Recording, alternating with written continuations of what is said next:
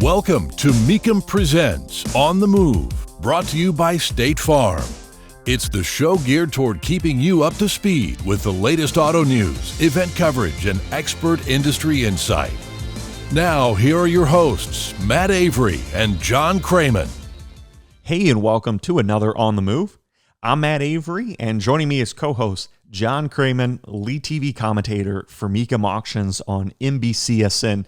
John, the Mecum October Takeover is just about here, where there will be 3 different auctions taking place around the country throughout the month.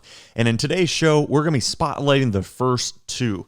Now, to get us ready for Mecum Chattanooga, we are talking with Wade Kawasaki, President and CEO of Legendary Companies, and he's also the columnist of Coker Corner in the Mecum magazine. Now, Wade is closely involved with the Chattanooga Motorcar Festival, which is taking place during the auction days, and so we'll be hearing from him the very latest on that event. And then in segment 3, you and I will be spotlighting Mecum Vegas, including we have our budget buys and spare no expense picks. Now, the October Takeover is far from being all of the auctions that Mecum has between now and the end of the year. John, why don't you give us a rundown of the auctions taking place after October? Well, to say it's an aggressive schedule, Matt, would be an understatement. You know, we've talked about, and you just said it, the October Takeover, big time, unprecedented in Mecum history. 3 big auctions back to back. Of course, we start with the traditional Las Vegas auction. Then we go to Chattanooga, Tennessee for the first time. And then in the 3rd week of October, we finish that week with Chicago. Let's not forget about December, Kansas City. That finishes out our year before we make the annual trek down to Kissimmee in January. But during all this and you know, squeezing both of our schedules in between a busy auction schedule, we have been fortunate enough to attend some other events. You just got back from a big one down in Tennessee. Where'd you go? I headed off to the Great Smoky Mountains for the Pigeon Forge Fall Rod Run. Now, that takes place in and around the LeConte Convention Center, which it really is a great setting for an automotive event like this. And I got to say, John, I came away impressed with both the quality and quantity of vehicles on display this year, particularly those in the main ballroom. Just the level of craftsmanship and the over-the-top builds, it was really something to see. And the other thing, too, that was readily apparent was the high level of enthusiasm from everyone on site, attendees, participants, guests, for car culture in general. So it was really exciting to take that all in. And something else on site that people enjoyed taking part was the Mecum mobile experience, which was there, and that's always a great opportunity for people to get their questions answered. Anything related to Mecum, whether it's buying or selling a vehicle or just anything else about the brand. But all in all, highly recommend if you are in that area, make plans to attend next year's Fall Rod Run. Now, John, you also have been traveling, and you went to an event that had tons of one of your favorite cars, and that's the Corvette, and you went down to the Corvette Funfest. What all was happening there? Yeah, well, that was down in Effingham, Illinois, on the big campus of the Mid-America folks, mostly known for great parts for Corvettes, also for Volkswagens. This has been an annual event, obviously was not held last year, and it was scaled back a bit. They called it Funfest Rewind, back to sort of the original days, going all the way back to the 1990s. I'd guess about 500 Corvettes there, maybe 30 or 40 C8s of all colors. Christine and I drove our new C8 down there, the first long road trip, about a 600-mile round-trip event. Weather was flawless, no rain at all. It was a little bit on the warm side, and I did have a chance to present a presentation to the Corvette folks about auctions. I call it Inside Auctions and the collector car market, and a great time was had by all, and just got to give a shout-out to Mike Yeager and his family for putting on another stellar event. Tying in with all of that, Matt, is following our Las Vegas auction in early October, I will be attending the Ron Fellows C8 Owners School. That's a big 2-day school there at Spring Mountain Raceway, about an hour or so west of Las Vegas. Now, this is available for brand new Corvette owners at a heavily discounted price. Normally, it's around $4,000. You get it for $1,000 if you schedule it within the first year of C8 Corvette ownership. A lot of my friends have gone. One of our good friends and customers, Chris Watson, is going to be joining us there as well. There'll be 16 of us in the class, and I'll give everybody a full report on that. Well, changing gears to talk about some car news, John, you know, it's always important to keep a overview of the automotive industry. And right now, trucks and SUVs remain the dominant category of what customers are looking for. And man, there's a lot of truck and SUV news to get to, starting with something that you and I were kind of hoping for all year long, which is news that Ford will be offering a Bronco Raptor version.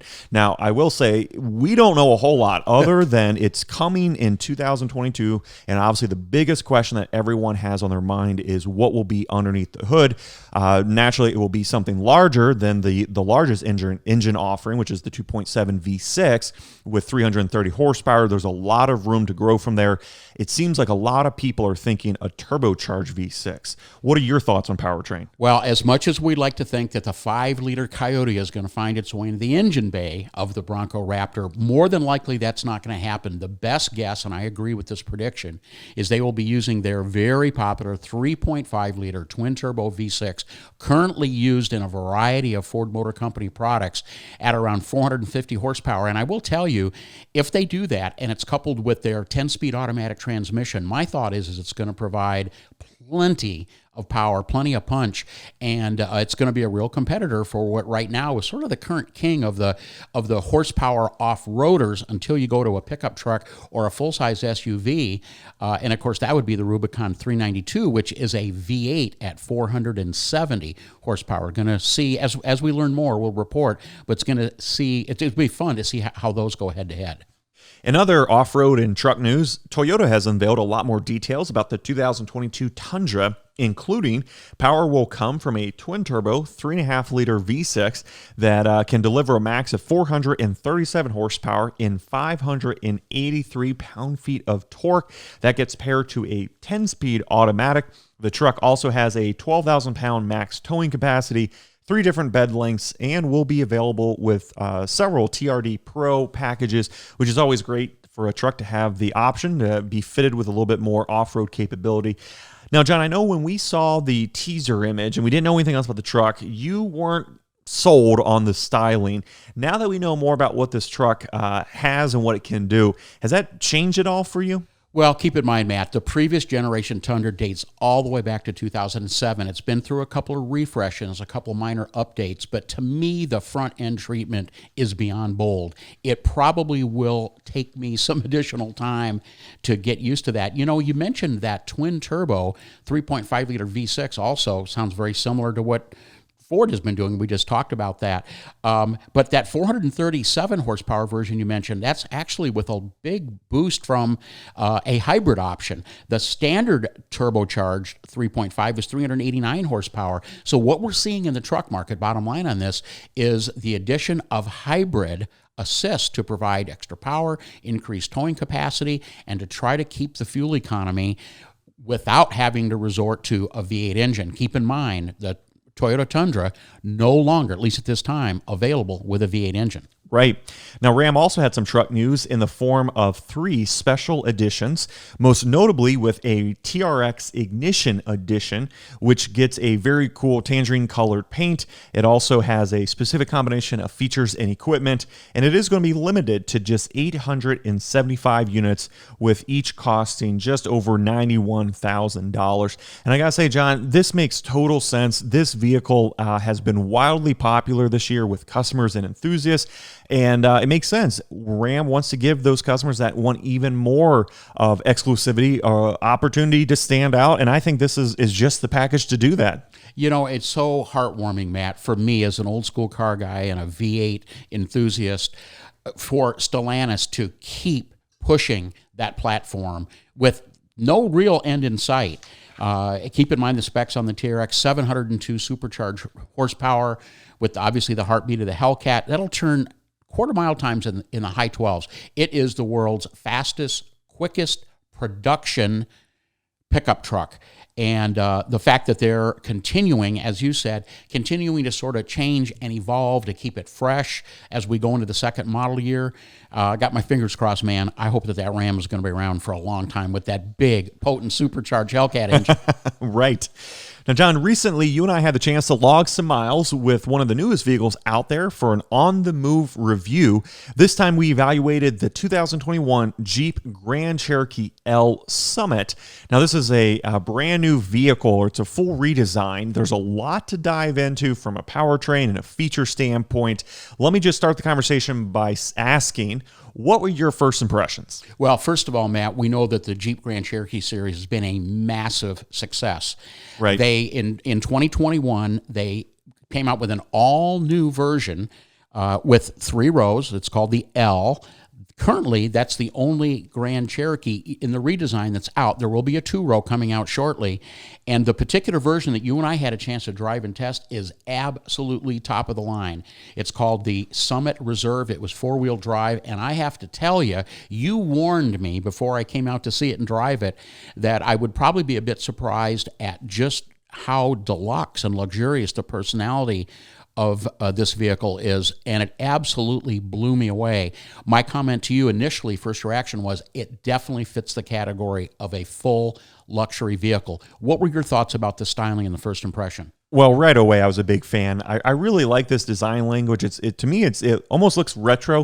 It's a little bit more boxy, more upright, and I think that's smart because we have another retro icon coming out very soon, the Wagoneer and Grand Wagoneer. So I think Jeep is smart to dip into some of that heritage and then also just give it tons of class and luxury, like you pointed out. This really is, in my mind, a true luxury hauler, especially when you're behind the wheel and inside. Man, that is a premium cabin.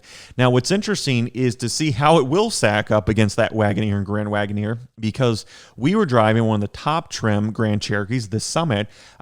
You can get a more base version for under $40,000, but there's going to be some cross shopping in dealerships with customers coming in to look at the Grand Cherokee and then cross shopping against the Wagoneer and Grand Wagoneer. So I think it'll be really interesting to see how that plays out. Well, 6 different versions. It starts with the Laredo, and it works its way all the way to the Summit Reserve. In the middle is the Limited, and that's a carryover from previous generation Jeep Grand Cherokees. And if history proves out to be right, that will be the most popular. 2 engines available, just like they currently are. The great Pentastar 3.6-liter V6 that our tester had, by the way, rated 290 horsepower, and of course the 5.7 Hemi at 357 horsepower is optional. You can get either rear-wheel drive or all-wheel drive. Everything comes with their great 8-speed automatic transmission, which I will tell you, very efficient way to put the power to the ground and always seems to be in the right gear. The ride, the handling, the build quality, the solidness, the luxury personality, spectacular. But all of that having said, at about a $65,000 sticker price for our tester, it definitely is a bit on the high side. But if you want 3 rows, you like the tradition of a Grand Cherokee, man, you got to see one of these things in person. Mecum Auctions is proud to bring you On the Move with Matt Avery and John Kraman. For more on the world of collector cars, head over to Mecum.com. Now let's get back to the show. Matt, I could be no more excited than what I'm going to tell you. We've got Wade Kawasaki on the podcast today. Wade, one of our favorite car guys, a familiar sight, major car events around the country. Probably best known as president and CEO of legendary companies. Of course, that includes Coker Wheels and Tires. He's also former past chairman of the board at SEMA, still heavily involved, by the way. If there was ever a guy that had the ultimate blend of, I would say, business savvy and being a hardcore car guy and being able to get that message across with both knowledge and enthusiasm, it is our friend Wade. Wade, thanks for taking some time and to talk to Matt and I this morning. Oh, John, thank you guys. Really looking forward to it. And, from one car guy to 2 others, looking forward to it. This is going to be fun. We're going to have a good time. Cool. So fill us in. So much is happening in the world of legendary companies, of course. As I said earlier, best known for Coker Wheels and Tires, the world's largest manufacturer of tires and wheels for vintage and collector cars. What else is under your umbrella right now? Yeah, so as you know, John, we've been in acquisition mode now for a few years, even prior to bringing my new partners at Irving Place Capital in. Of course, we completed the Wheel Antiques acquisition that I did. Great company. One of the problems that we're having at Coker Tire was we're limiting our tire sales because we couldn't get enough wheels. And so now additional wheel antiques, and we added that to Roadster wire wheels that we owned at the time, as well as specialty wheels. We were able to gain those economies of scale and be able to start a purpose-built steel wheel manufacturing company in Los Angeles, and be able to produce those wheels in much greater numbers and do it with much higher quality. So that's one of the companies, of course, that were added. Shortly after that, we acquired Vintage Wheelworks and PS Engineering. Again, great company, aluminum wheels this time, that would be marketed through specialty, under our specialty wheel brand through Coker Tire, and PS Engineering, who's doing Mustang GT replica wheels, and those we should be rolling out pretty quickly. So we didn't want to get kind of pigeonholed into only wheels and tires. So we started looking at both other distribution models. So the first one was our largest customer actually in the EU, which was Münchner Oldtimer Reffen in Munich, Germany. They're the largest supplier of collector car wheels and tires in the EU. They're a tier 1 to BMW Classique and Mercedes-Benz Classique. So we were able to get with them. We acquired them a year later, and was able to put them under the fold and increase our distribution in Europe. And then, of course, recently we closed Paragon, and we bought Steve and Stacy Chow's Paragon Corvette. And so we're now into C1, C2, C3, and very soon C4 Corvette parts. So it's been a fun ride within the restoration space, and we're just so committed to making sure that collectors are going to be able to get not only the correct wheels and tires, but all the parts for their cars. Wait, I'm going to put you on the spot. I just have to do this question that I've always wondered. Your knowledge and your depth of the collector car world is really unparalleled. So here's my question. How much of this increase in acquiring specialty car companies comes from the potential business aspect of it versus just wanting to continue to raise the bar so that all of us out there that operate these vehicles continue to operate these cars safely with great looking products? How do you blend those two together? Well, fortunately, John, as you know, because there is no better car geek in the world than you. It's very flattering for you to say that I am as well. But because those two roads really merge together really well, we really look for areas where we can make 1 + 1 = 3, right? Paragon was a great example. Great company, great team in place up in Detroit, Michigan. We don't acquire companies to consolidate and move all their inventory here and, do all this. We acquire companies that have great teams in place, that have great businesses, where we can add value to what they do, and they can add value to what we do. And again, so it's that recipe to making 1 + 1 = 3, and being able to serve the collector car industry better than it's ever been served before. Any breaking news or any new products or anything just generally happening within the scope of legendary companies that you want to mention? Well, right now, John, of course, we're struggling with our supply chain just like everybody else is. Everything's difficult to get right now. I could tell you in our Wheel Antiques company, we build 100% of our wheels in America. I think we're the only company that does.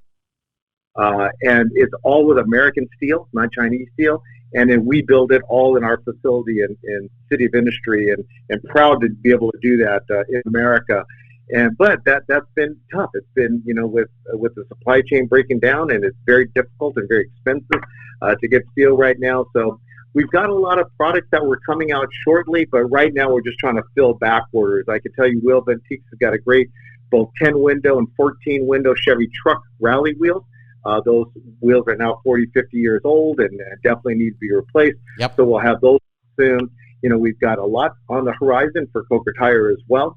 I don't want to let the cat out of the bag yet. We'll be making some announcements at the show, okay. But those things are exciting extensions to our line as well. Speaking of excitement, up ahead is a very exciting automotive car celebration called the Chattanooga Motorcar Festival. This is an event that takes place in downtown Chattanooga concurrently with Mecum auctions. Now, Wade, you and the team at Coker Tire are heavily involved with the event. There's a lot planned. Can you kind of give us an overview of what all people can expect when they're on site? Yeah, Byron DeFore has done a phenomenal job of really drawing great positive attention to Chattanooga, Tennessee, to be able to help a really good cause um, that goes along with that. So, we're excited to partner with the Chattanooga Motor Fest.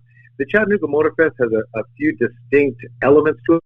One of them, of course, is the Concours d'Elegance, which is on Sunday. It's going to be a phenomenal, just a phenomenal Concours d'Elegance. Ken Gross, who you both know, has been doing a great job of curating the vehicles that were there. Got some really special Ferraris that are going to be there. It's going to be a really great Concours d'Elegance.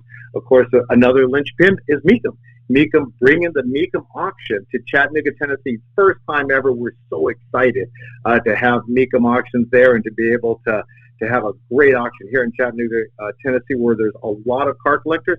There'll be a lot of cars across the block. We really look forward to that draw as well.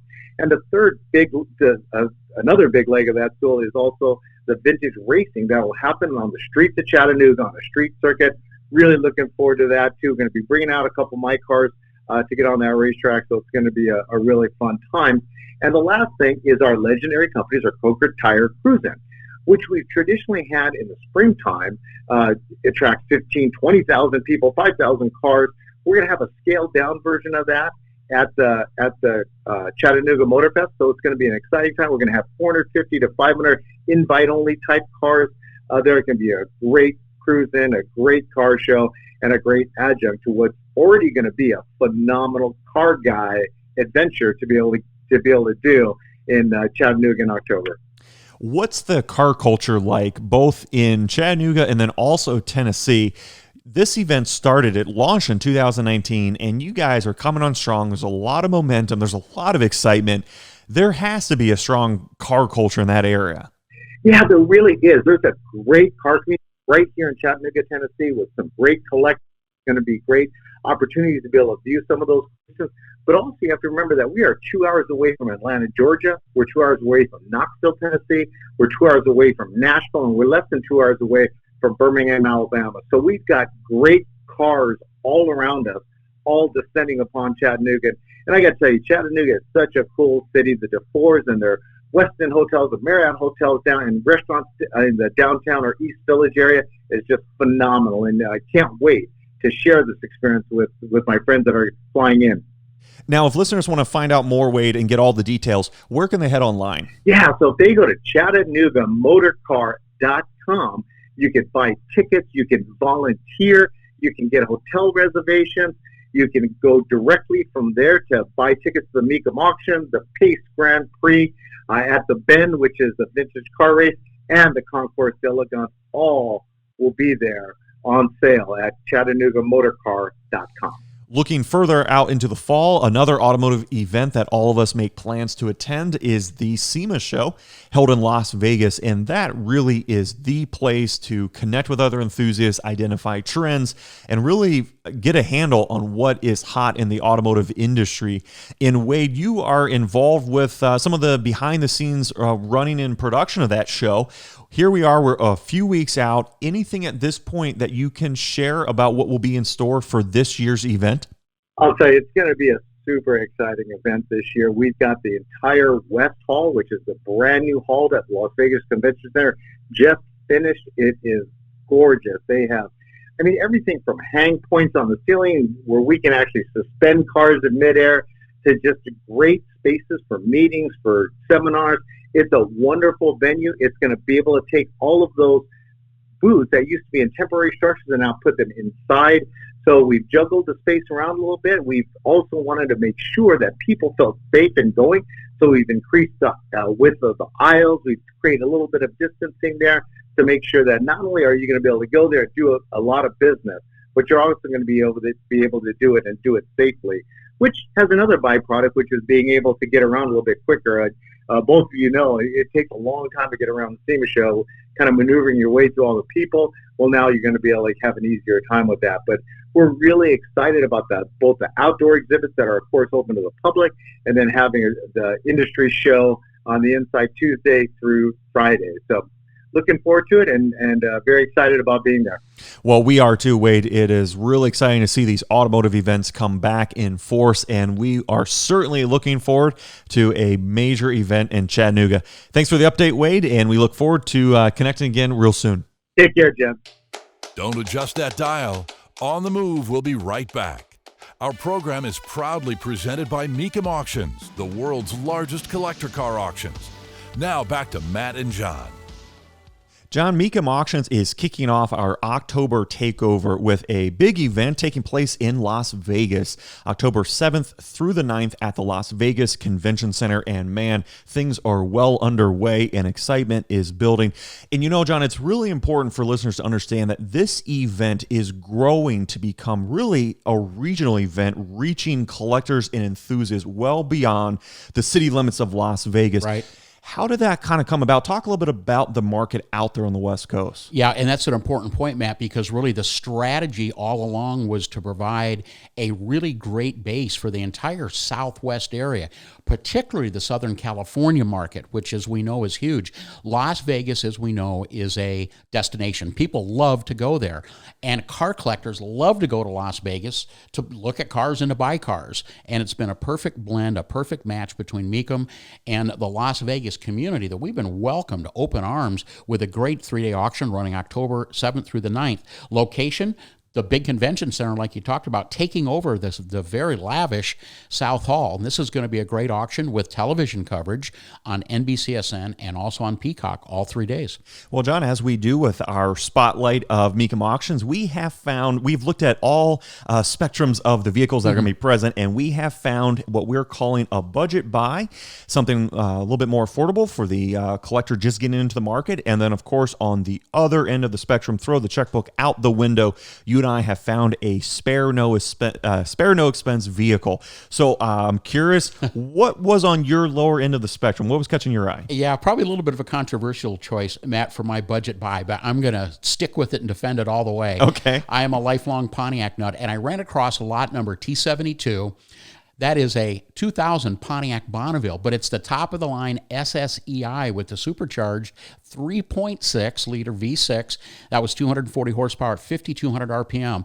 The car literally looks like new. It's got, the odometer shows under 70,000 miles, and I'm going to predict a price of this car at or around the $10,000 range. I just think it's a lot of, not necessarily long-term collectible, but a lot of really cool vintage, now 21 years old Pontiac at a very affordable price.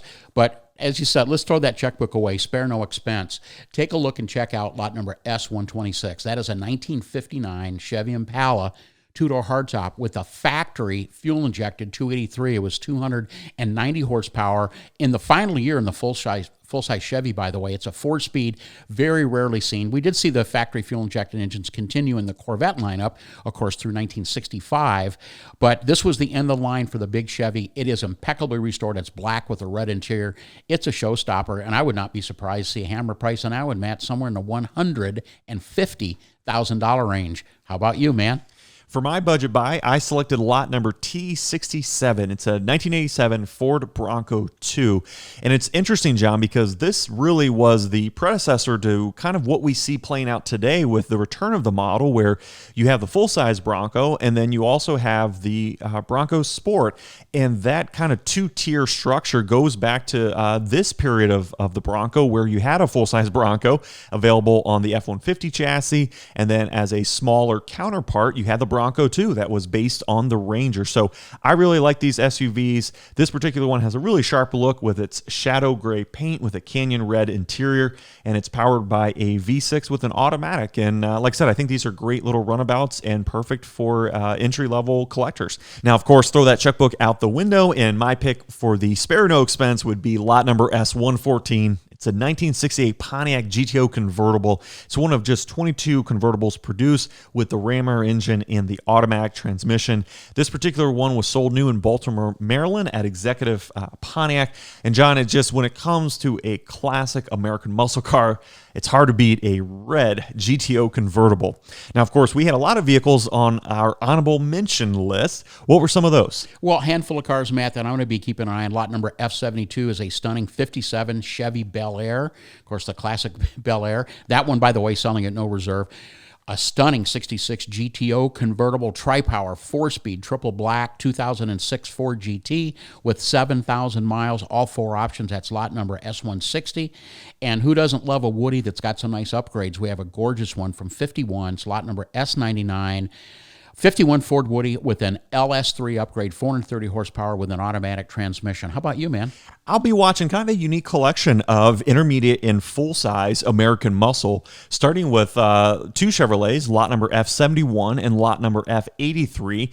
One is a 1970 Monte Carlo, but it's equipped with that massive 454 cubic inch V8, while the other is a 67 Chevelle SS drop top, black on black. Both of those are sharp cars. And then from a Ford standpoint, we have lot number F76. It's a 63 Ford Galaxy 500 XL super sharp car. And John, all of these cars and many others are crossing the Mecum Vegas auction block. And hey, once we get into October, things are really going to heat up. You've been listening to Mecum Presents On the Move, brought to you by State Farm. For more information, visit Mecum.com. And join us again next time as we take you inside the world of muscle and collector cars and more.